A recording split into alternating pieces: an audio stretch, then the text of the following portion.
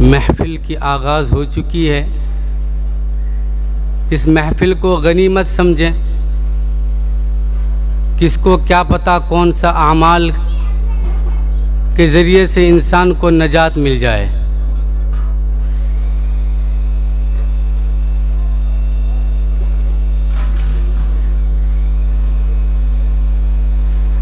اعوذ باللہ من الشیطان الرجیم.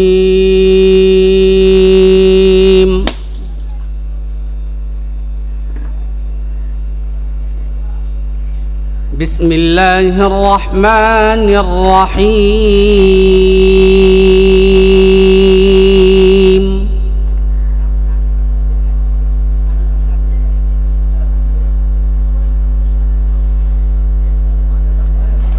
یا ایتھا النفس المطمئنہ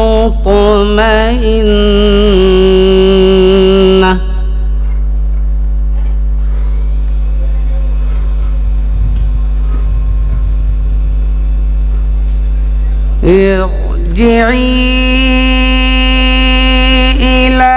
ربك راضية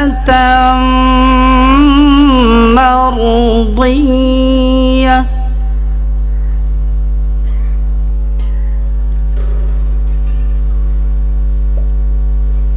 فادخلي في عبادي وادخلي جنتی.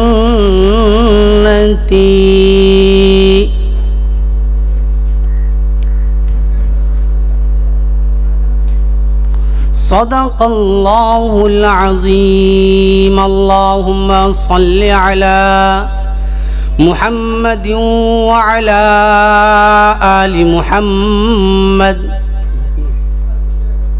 كما صليت على إبراهيم وعلى آل إبراهيم إنك حميد مجيد.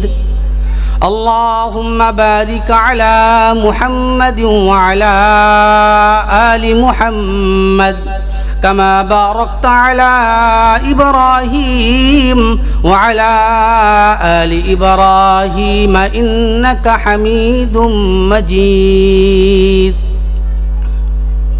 تمام تعریف اللہ ہی کے لیے ہیں جس نے ہم تماموں کو دنیاوی کاموں سے فارغ فرما کر پاک محفل میں بیٹھنے کی توفیق نصیب فرمائی ہے.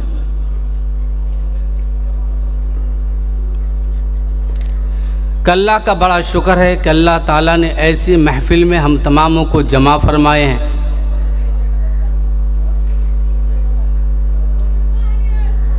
قرآن جو ہے انسان کے لیے ہدایت کا ذریعہ ہے. قرآن جو ہے انسان کے لیے آب حیات ہے. قرآن جو ہے انسان کے لیے مقصد حیات ہے. لیکن قرآن میرے لیے ہم سمجھتے ہیں قرآن زندوں کے لیے آیا ہے، لیکن کوئی سمجھتا ہے قرآن مردے کے لیے آیا ہے. قرآن اصل میں زندے کے لیے ہے یا قرآن اصل میں مردے کے لیے ہے؟ قرآن اصل میں جو ہے زندوں کو زندگی بخشنے کے لیے آیا ہے. قرآن اصل میں جو ہے انسان کو انسان بنانے کے لیے آیا ہے. قرآن کا نازل اس لیے ہوا قرآن کی اصلیت حیوانیت سے نکال کر انسانیت میں آ جائے، اس لیے آیا ہے.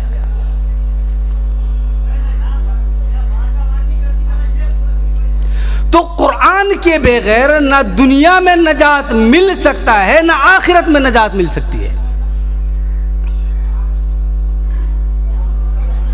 قرآن سب سے بڑی دولت، قرآن سب سے اعلیٰ دولت. قرآن 3 قسم کے لوگ آئے. ایک ہے فرشتوں میں سے، ایک ہے جنوں میں سے، اور ایک ہے انسوں میں سے، انسانوں میں سے. اب جن، انسان اور فرشتے ان تینوں میں سے قرآن ملا انسانوں کو. کس کو؟ انسانوں کو. جب ان تینوں میں سے قرآن ملا انسانوں کو تو قرآن پڑھے کون؟ انسان. قرآن کون پڑھے گا؟ انسان. قرآن پڑھے گا انسان، قرآن کو لے گا فرشتہ. قرآن کو لے گا کون؟ فرشتہ. انسان کی زبان سے کلمہ لکھ لے الحمدللہ، اس کو کینچ لینے کے لیے بیٹھے ہوئے ہیں فرشتے. رب کریم نے کلام کیا، جبرائیل امین کے ہاتھ میں آئے، پہنچانے کے لیے محمد رسول اللہ کی خزانہ ہو گیا. نہ محمد رسول اللہ کا گھر ٹوٹا ہے، جبرائیل امین فرشتہ ہے، رب کا کلام ہے. اللہ نے فرشتے کے ذریعے سے رب کا کلام کو ٹوٹے ہوئے گھر میں لائے. نبی سوار ہیں، اللہ نے کلام بھیجا، جبرائیل کلام لائے، نبی کے سینے میں ڈالا.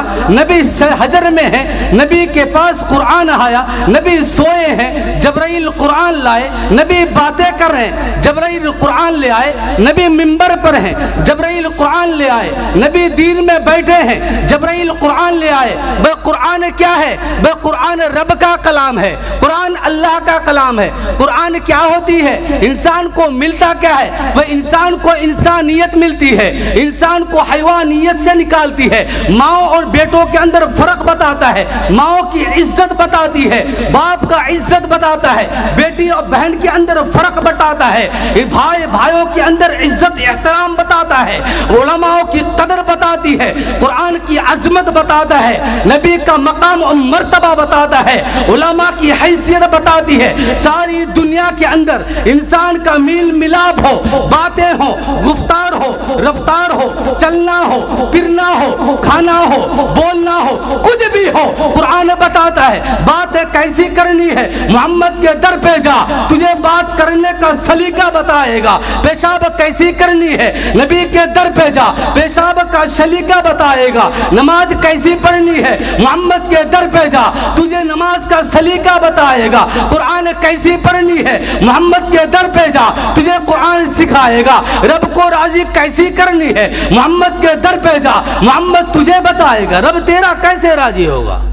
نعرہ تکبیر، نعرہ تکبیر. اللہ نے فرمایا اِنَّا عَرَضْنَا الْأَمَانَةَ عَلَى السَّمَاوَاتِ وَالْأَرْضِ وَالْجِبَالِ فَأَبَيْنَ أَن يَحْمِلْنَهَا أَن يَشْفَقْنَ فِيهَا وَحَمَلَهَا الْإِنسَانُ. میں نے قرآن کو پہاڑ کے اوپر دینا چاہا، میں نے قرآن کو پہاڑ کے اوپر دینا چاہا، میں نے قرآن کو پہاڑ کے اوپر دینا چاہا. پہاڑ نے کہا میں قرآن لیں گے نہیں. لیں گے. اِنَّا عَرَضْنَا الْأَمَانَةَ عَلَى السَّمَاوَاتِ. اللہ کہتے ہیں میری امانت ہے، قرآن میری امانت ہے، میں اپنا امانت کو دینا چاہتا ہوں. امانت علی السماوات، میں نے آسمان کو دینا چاہا، میں نے زمین کو دینا چاہا، میں نے پہاڑ کو دینا چاہا. سب نے کہا نانا بابا نا، سب نے کیا کہا؟ میں نے لینا. بل لینا کون؟ کہ آدم کے اولاد محمد رسول اللہ صلی اللہ علیہ وسلم کے اوپر نازل کیا جائے. لے کے جائے گا کون؟ لے کے جائے گا کون؟ یہ معصوم بچے. اس کی حفاظت کی ذمہ داری ارے کس کی؟ بولو. قرآن کی حفاظت کی ذمہ داری کس کی؟ ذرائع کون؟ اسباب کون؟